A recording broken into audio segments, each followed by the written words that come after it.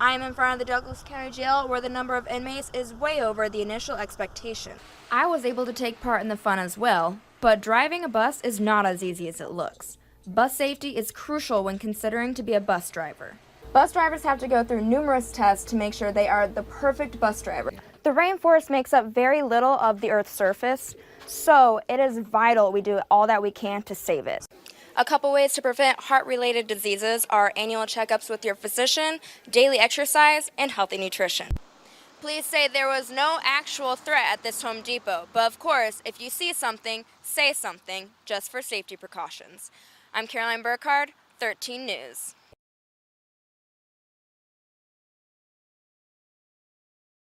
Is doing something they've never done before for American Heart Month. 13's Caroline Burkard reports. Stormont Vale Health celebrated American Heart Month by hosting their first free heart screening event. They gave free screenings and provided education on how to keep a healthy heart and prevent heart-related diseases. Not only are we screening patients for these high-risk risk factors, but we're also getting the opportunity to provide them with education on things such as smoking cessation, weight management, physical activity, and behavioral health.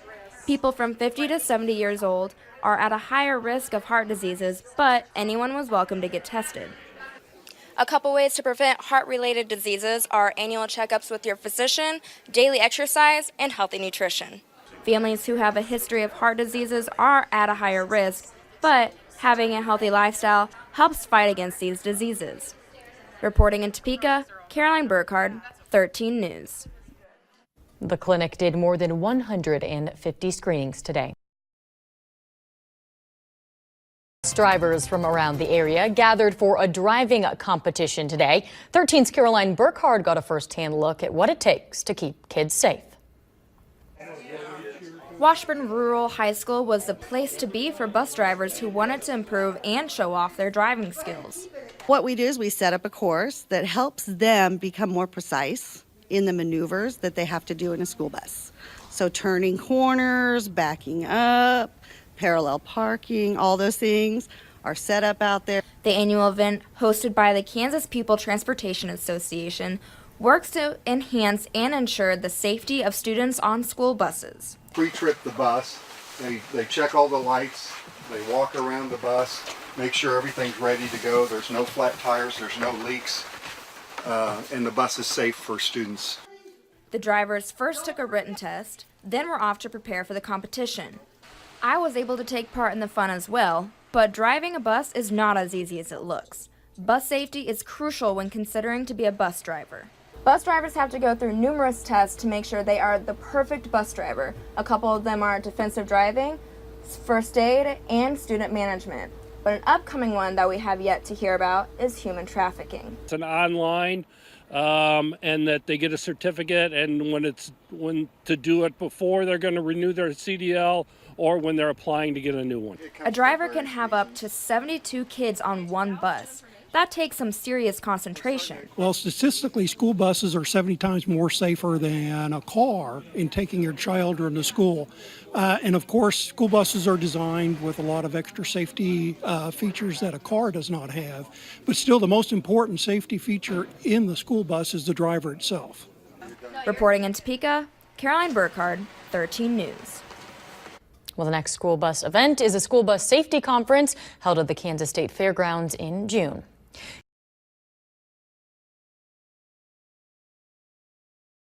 When the Douglas County Jail was first built in 1999, it was built as a projection of where the county would be for the next 20 years. The county is hitting that mile mark, and after a substantial rise in crime rate, the jail is way over capacity. The county started a few new programs and have been farming inmates to other jails, but it isn't helping at the rate they hoped.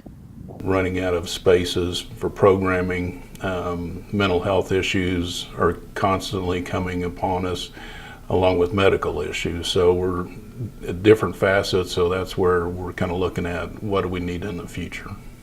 If they expand, they will enlarge the female housing, the special needs unit, and pre-class unit. We're way past need, and we got to do something. Douglas County Administrator Craig Weinog says if the expansion decision is passed, it could cost up to $45 million. With this decision, he wants the county to know that it would make a difference in order to help the over-incarceration.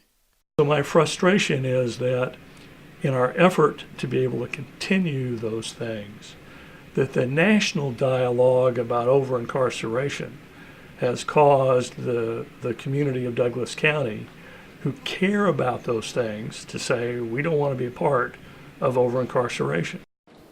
The money would come from either sales tax or property tax. The decision will be based on a vote by Douglas County voters.